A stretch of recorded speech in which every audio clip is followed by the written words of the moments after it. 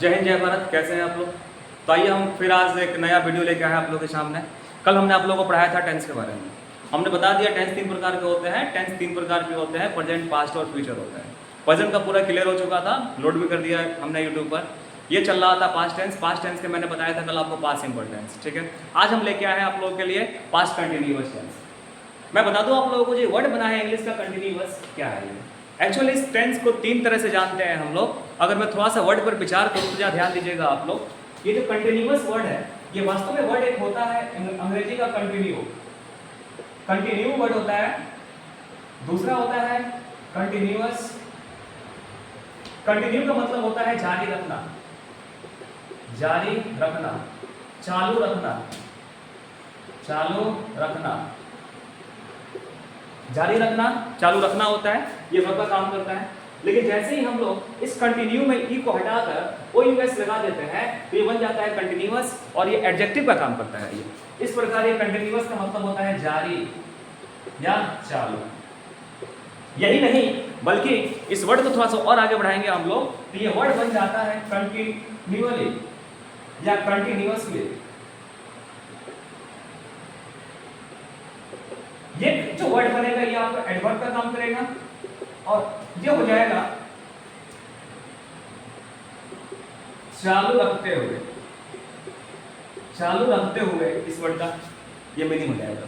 तो हम ज्यादा वर्ड पर विचार नहीं करेंगे, क्योंकि इसका जो वर्ड का एक सीक्वेंस होता है, किस प्रकार वर्ड बनता है बताएंगे आपको। जब तक ये आपको फॉर्मेशन नहीं आएगा इंग्लिश के वर्ड पे आप महारत हासिल नहीं कर पाएंगे, और जब तक आप वर्ड को से खेलेंगे नहीं, आप वर्ड के आगे पीछे वर्ड लगाकर हम नए नए वर्ड का फॉर्मेशन कर देते हैं, वर्ड बन जाता है। तो देखिए यहाँ पे मैंने यूज किया है कंटिन्यूअस टेंस, क्योंकि टेंस नाउन का काम करता है, इसलिए इसके पहले जो आने वाला वर्ड होगा वह बदल जाएगा एडजेक्टिव में। तो पास्ट कंटिन्यूअस ऐसा टेंस जो काम बीते हुए समय में कुछ समय तक जारी रहा हो, उस प्रकार के टेंस को हम लोग कहते हैं पास्ट कंटिन्यूअस टेंस। यानी बीते हुए समय में काम जारी रहता है। जैसे देखिए यहाँ पर मैं जा रहा था, यानी मेरा काम क्या था, मैं जा रहा था। जाने का काम बीते हुए समय में कुछ समय तक चल रहा था, यानी काम बिल्कुल जारी था बीते हुए समय में। इस प्रकार के टेंस को हम लोग कहते हैं पास्ट कंटिन्यूअस टेंस। हिंदी में पहचान क्या होती है, तो उस हिंदी क्रिया के अंत में रहा था, रही थी, रहे थे लगा होता है।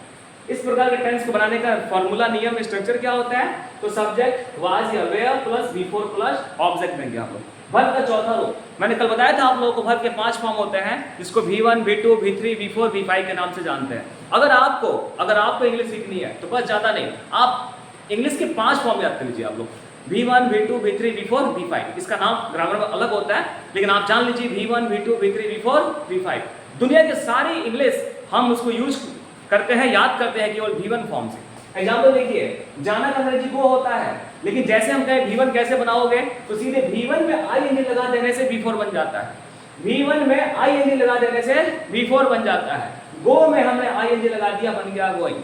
स्लीप V1 होता है, स्लीप में ING लगा दो, बन जाएगा स्लीपिंग। स्लीप से स्लीपिंग। इट माने खाना, ये V1 हो गया, इसमें ING लगा दोगे, बन जाएगा eating, ये V4 का काम करेगा। वैसे डिसाइड, डिसाइडिंग, ये वर्ड हमारा बन जाता है, कुछ नहीं है, बिल्कुल आप V1 में ING लगा दो, V4 बन जाएगा। V1 में ING लगा दो, V4 बन जाएगा।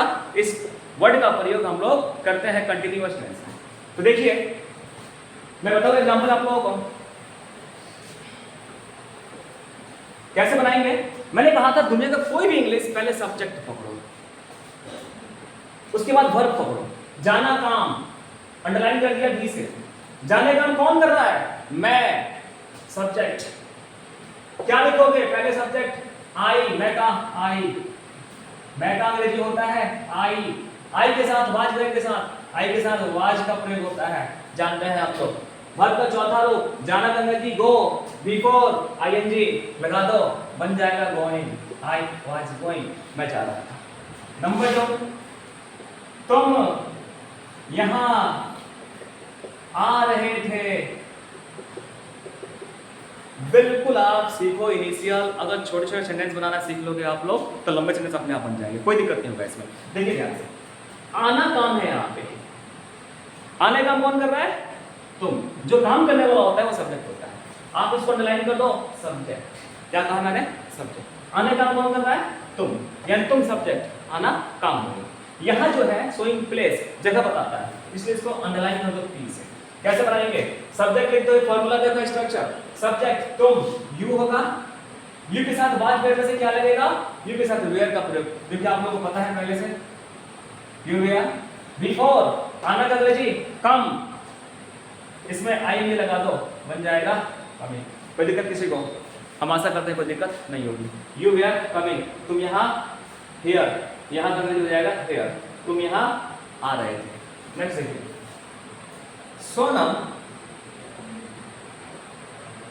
किताब पढ़ रही थी। सोनम किताब पढ़ रही थी। पहले वर्ब पकड़ो, पढ़ना काम हो जाएगा। पढ़ने काम किसने किया? सोनम ने किया। किसने किया? सोनम ने किया। पढ़ना वर्ब, पढ़ने काम किसने किया? सोनम। सोनम सब्जेक्ट। पढ़ना काम किस पर हो रहा है? सब्जेक्ट किताब के ऊपर। किताब क्या हो गया? ऑब्जेक्ट हो गया। यानी जो क्रिया जिस पर खत्म होती है उसे हम लोग ऑब्जेक्ट कहते हैं। कैसे बनाएंगे? पहले सब्जेक्ट, इसमें सब्जेक्ट कौन है? काम करने वाली सोनम। सोनम लिखो। इस सोनम के साथ सब्जेक्ट में वाज वेयर में से क्या आएगा? सोनम अकेली है, सिंगुलर है, इसलिए वाज का प्रयोग करेंगे। सिंगुलर सब्जेक्ट के साथ वाज लगता है। वर्ब का चौथा रो, पढ़ना का अंग्रेजी रीड, रीड में लगा दो आईएनजी। पढ़ना का अंग्रेजी रीड। बिफोर करना है, आईएनजी लगा दो, बिफोर बन जाएगा रीडिंग। ऑब्जेक्ट है किताब, ए बुक। सेंटेंस हमारा फॉर्म करेगा। किसी को दिक्कत? ये बिल्कुल सिंपल सेंटेंस थे जिसमें subject verb, subject verb, subject verb, object होता है। आइए तो मैं बताता हूँ आप लोगों को बिल्कुल अब दो वर्ड के सब्जेक्ट और सेंटेंस को किस प्रकार बड़ा करते हैं, इस चीज को आपको दिखाते हैं। हम आशा करते हैं आपको समझ में आया होगा। समझ में नहीं आया तो आप इस वीडियो को मेरे 10 दोस्तों के पास शेयर करो और उनसे पूछो कि शर्मा सर क्या पढ़ाते हैं। आपको तुरंत वो बताएंगे। अगर आपको समझ में नहीं आता है कुछ, आप उनको बताओ, उनसे आप पूछो, इस प्रकार क्या होगा कि समझ जाओगे। तो देखिए मैं थोड़ा सा सेंटेंस को और क्लिष्ट करता हूं। कैसे करता हूं देखिए इस चीज को।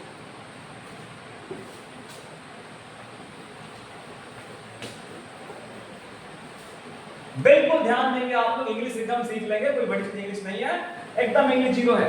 जैसे हम कह रहे हैं वैसे पढ़ते जाओ, बिल्कुल लो लेवल से लेकर हाई लेवल तक आप पढ़ोगे मुझसे। कॉम्पिटिटिव इंग्लिश पढ़ोगे, सिंपल इंग्लिश पढ़ोगे, पढ़ते जाओ बिल्कुल। देखो ध्यान से, हमने कहा डबल वर्ड का सब्जेक्ट, ये दो वर्ड का कौन कौन से वर्ड आते हैं ध्यान से देखेंगे आप लोग।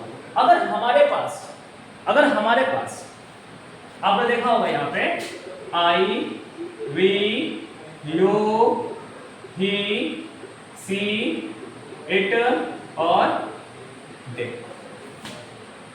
आई का बन जाता है माई, वी का बन जाता है आवर, यू का बन जाता है योर, ही का बन जाता है हिज, सी का बन जाता है हर, इट का बन जाता है इट्स और दे का बन जाता है देयर बन जाता है। ये जब बनेंगे सेंटेंस में सब्जेक्ट तो इसे हम कहते हैं नॉमिनेटिव केस।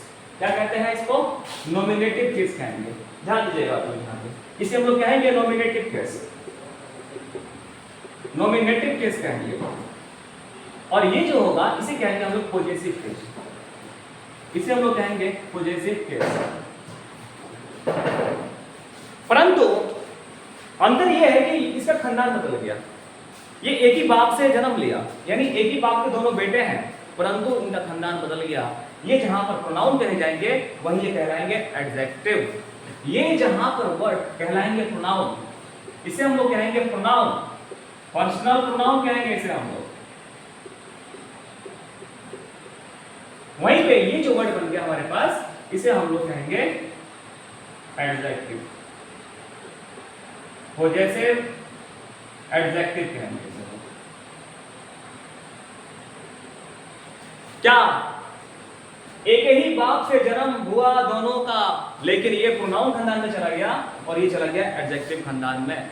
सब्जेक्ट बनेगा तो आई लिखा जाएगा, we, you, he, she, it, दे।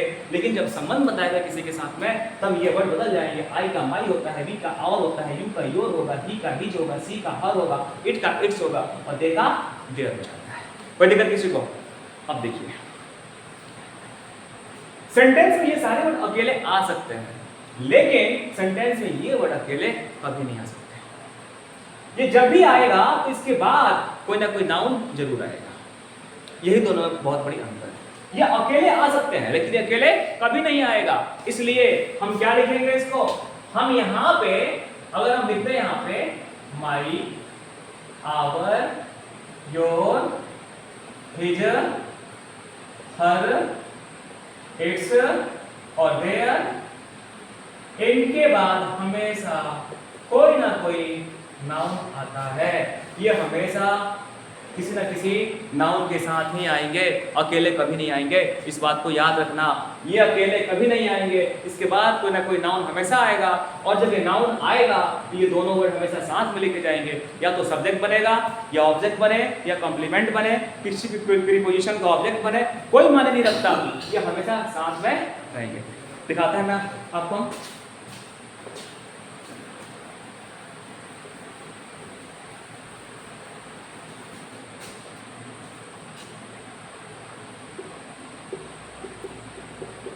मेरा भाई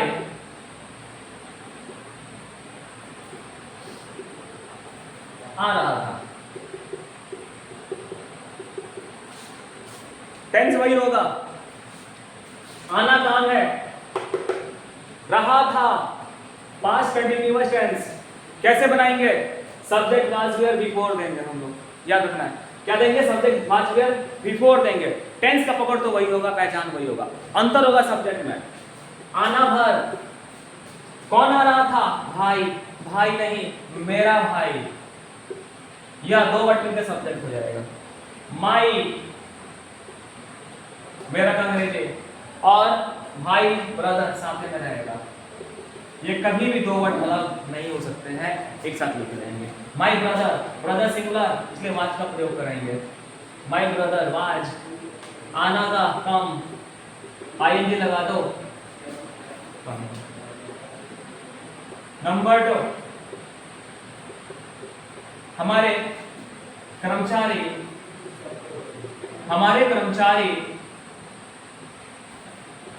आपको बुला रहे थे, आपको बुला रहे थे, वैसी बनेगा। बुलाना काम, कौन बुला रहे थे? कर्मचारी, कर्मचारी नहीं हमारे कर्मचारी, सब्जेक्ट का काम या ऑब्जेक्ट का काम करेगा। ये दोनों वर्ड मिलकर सब्जेक्ट बनेंगे। हमारे का अंग्रेजी आवर, कर्मचारी का अंग्रेजी workers, our workers. Subject plural हो गया, वाज वेयर से वेयर का प्रयोग करेंगे प्लुरल सब्जेक्ट के साथ, वेयर।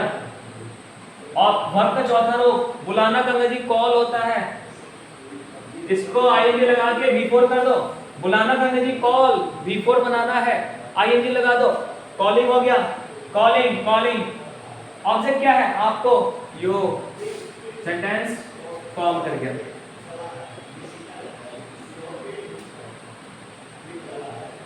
उसकी माँ मेरी प्रशंसा कर रही थी, मेरी प्रशंसा कर रही थी। ध्यान से देखिए, प्रशंसा करना बंद हो जाएगा। कौन? माँ, माँ नहीं उसकी माँ, सब्जेक्ट मेरी, ऑब्जेक्ट। उसकी माँ, हिज या हर, कोई वर्ड यूज कर सकते हैं।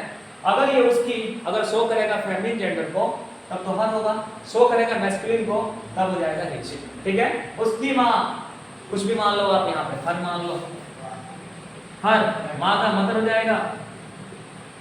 यानी दोनों वर्ड साथ में आएंगे, दोनों वर्ड साथ। ऐसा नहीं कर सकते कि हर यहाँ लिख दे मदर मान लीजिए, ऐसा नहीं होगा। ठीक है? हर मदर सिंगुलर है, वाज का प्रयोग करेंगे हम। Her mother was, her mother was. प्रशंसा करने का प्रेज होता है या एडमायर होता है, हम प्रेज लिख देते हैं, इसमें आईएनजी लगा दो। प्रेज माने प्रशंसा करना, आईएनजी लगा दिया, बिफोर बना दिया। प्रेजिंग मेरी, मी। इस प्रकार सेंटेंस तैयार हो गया। कितना आसान है देखिए। यानी कभी भी आप हर मदर को दो पार्ट में नहीं तोड़ सकते हैं, ये हर हमेशा साथ में आएगा। कोई नाउन जैसे यहाँ पे आप कभी भी आवर को नहीं तोड़ सकते हैं, आवर वर्कर्स, माई को नहीं तोड़ सकते हैं। इसके साथ में हमेशा नाउन जो होता है हमेशा साथ में रहता है। बच्चे गलती क्या करते हैं ना कि माई को अलग कर देंगे, नाउन को उधर भेज देंगे, आवर इधर लिख देंगे, वर्कर उधर लिख देंगे, हर इधर लिख देंगे, मदर उधर लिख देंगे। ऐसा नहीं होता है। मैं आपको बताऊंगा, अगर आप इस वर्ड को अकेले लिखना चाहते हैं तो कैसे लिखेंगे। तब माई बदल जाता है माइंड में, माई बदल जाता है माइंड में, मैं आपको आगे बताऊंगा। ठीक है? आवर बदल जाता है आवर्स में। ठीक है? हर है बदल जाता है हर्स में। ये ये बाद वाली चीज है, मैं आपको इस चीज को आगे बताऊंगा, ठीक है। अभी आप ध्यान बिल्कुल मत दीजिए इस पे, इतना याद रखिए कि दो वर्ड का सब्जेक्ट हमें सब्जेक्ट का काम कर सकता है। देखेंगे ध्यान से इसको, आप कुछ और सीखिए इसमें आप लोग।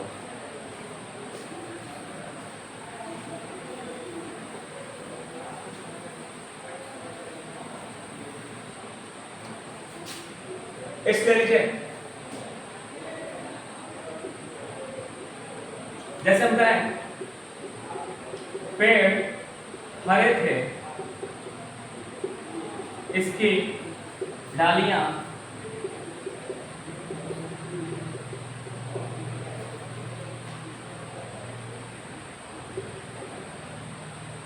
हरी और सुंदर थी।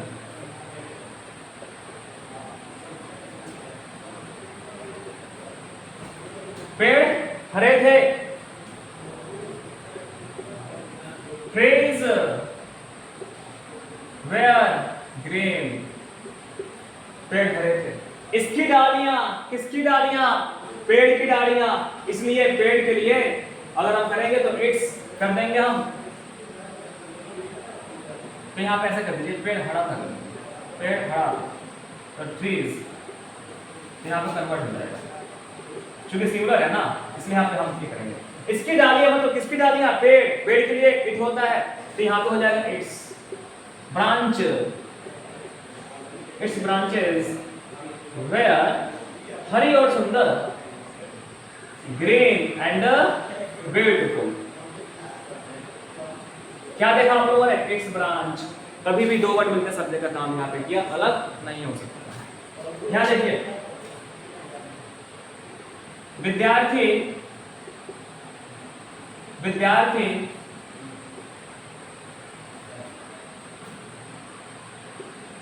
विद्यालय में पढ़ रहे थे, पढ़ रहे थे, जबकि उनके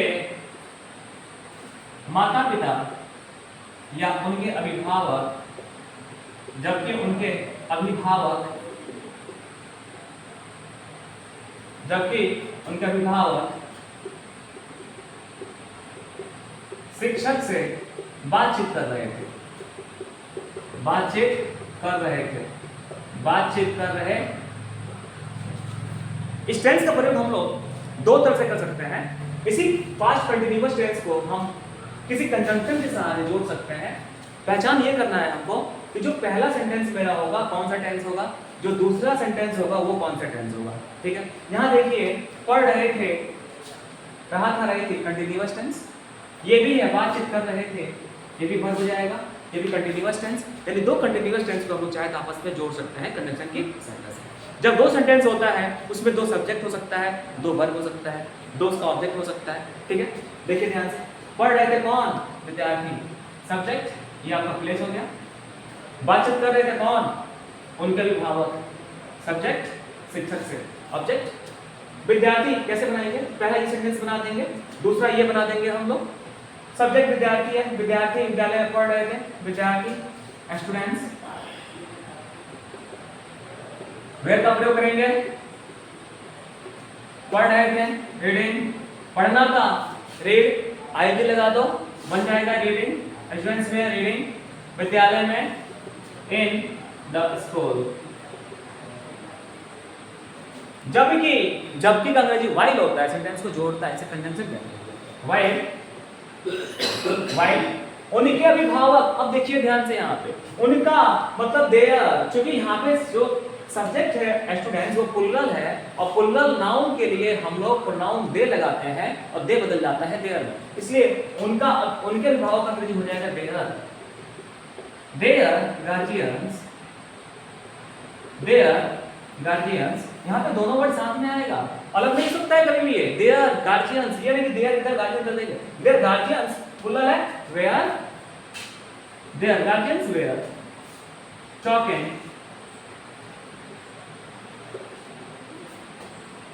talking to teachers। क्या देखा आप लोगों ने? क्या देखा आप लोगों ने? वाइल ने सेंटेंस को जोड़ दिया, यानी ये वर्ड जब भी आएंगे पॉजेसिव प्रोनाउन किसी नाउन के साथ में हमेशा साथ ही रहते हैं। इस प्रकार देखिए देयर दोनों साथ में आते हैं, इस पर दिक्कत बोलिए। इस प्रकार हमने क्या देखा कि सब्जेक्ट एक वर्ड का भी हो सकता है, सब्जेक्ट दो वर्ड का हो सकता है। मैंने कल बताया था आप लोगों को कि ये सब्जेक्ट जो होता है इसके पहले हम इतना ही नहीं बल्कि इसके पहले हम दिस, दैट, दिज और दोज का प्रयोग करते हैं, और इसके बाद भी हम चाहे तो किसी नाउन का प्रयोग कर सकते हैं, और ये मिलकर भी सब्जेक्ट ऑब्जेक्ट का काम कर सकता है, कोई दिक्कत इसमें नहीं हो सकती है। जैसे एग्जांपल देखिए इसके लिए, यह लड़की मेरी उस समय सहायता कर रही थी, सहायता कर रही थी। देखिए क्या है, सहायता करना वर्ब हो जाएगा। कौन? यह लड़की, सब्जेक्ट, मेरी ऑब्जेक्ट, उस समय टाइम बता रहा है। यह लड़की, दिस गर्ल, ये दोनों साथ में आएगा क्योंकि नाउन के पहले अगर दिस दैट आ रहा है तो साथ में रहता है। दिस गर्ल सिंगुलर है तो was, this girl was helping, सहायता करना का हेल्प लगा दो आईएनजी बन जाएगा हेल्पिंग। किसकी? मेरी ऑब्जेक्ट है, इसके बाद ऑब्जेक्ट जाएगा मी, उस समय एट दैट टाइम।